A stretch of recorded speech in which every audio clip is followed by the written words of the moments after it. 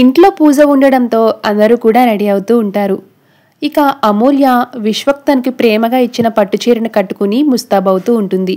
Nice colour, చీర సూపర్గా ఉంది, విశ్వక్ది మంచి సెలక్షనే అని అనుకుంటూ ఉంటుంది. ఇంతలో వేదవతి వచ్చి అమూల్యని కింద నుంచి పై వరకు చూస్తుంది.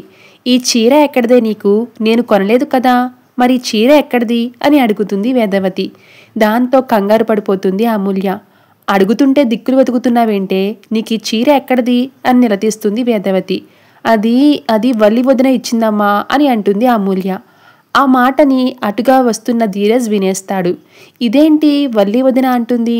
ఆ రోజు ఈ చీర నా ఫ్రెండ్ గిఫ్ట్గా ఇచ్చింది అని చెప్పింది కదా అని అనుమానంగా చూస్తుంటాడు. వెంటనే వచ్చి, అదేంటమ్మా, నిన్న అడిగినప్పుడు ఈ చీర నీ ఫ్రెండ్ ఇచ్చిందని చెప్పావు, ఇప్పుడేంటి వల్లి వదిన ఇచ్చిందని చెప్తున్నావు అని అడుగుతాడు ధీరజ్. దాంతో వేదవతి, ఏంటే నాటకాలు ఆడుతున్నావా? వాడితోనేమో ఫ్రెండ్ అన్నావు, నాతో వల్లి అంటున్నావు, మర్యాదగా చెప్పవే, ఈ చీర నీకు ఎవరు ఇచ్చారు? సమాధానం చెప్పవే అని అంటుంది. వల్లి వదిన ఇచ్చింది కూడా సేమ్ ఇలాంటిదేనమ్మా, అందుకే కన్ఫ్యూజ్ అయ్యాను అని అంటుంది అమూల్య. ఇంతలో శ్రీవల్లి వీళ్ల మాటల్ని వింటూ ఉండగా వేదవతి పిలుస్తుంది.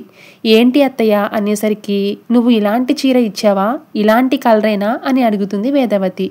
దాంతో శ్రీవల్లికి విషయం అర్థమై, అవునత్తయ్య, నేనే ఇలాంటి చీరని ఇచ్చాను అని కవర్ చేసేస్తుంది. దాంతో వేదవతి, చీరల రంగులు కూడా గుర్తుపట్టడం లేదా? ఈ మధ్య నీ మాటల్లోనూ ప్రవర్తనలోనూ చాలా తేడాగా కనిపిస్తుంది.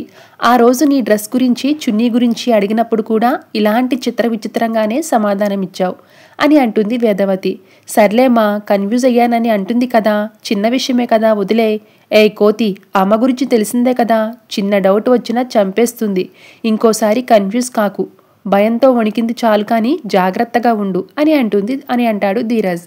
ఇక తరువాత అమూల్య వైపు చూసిన శ్రీవల్లి, ఇంతకీ చీరల మ్యాటర్ ఏంటి, మధ్యలోకి నన్ను లాగడం ఏంటి కదా అని అడుగుతుంది.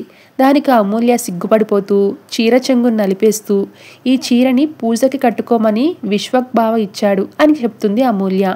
దాంతో శ్రీవల్లి, అయ్య బాబోయ్, అప్పుడే మ్యాటర్ చీరల గిఫ్ట్ ఇచ్చుకునేంత వరకు వచ్చిందా?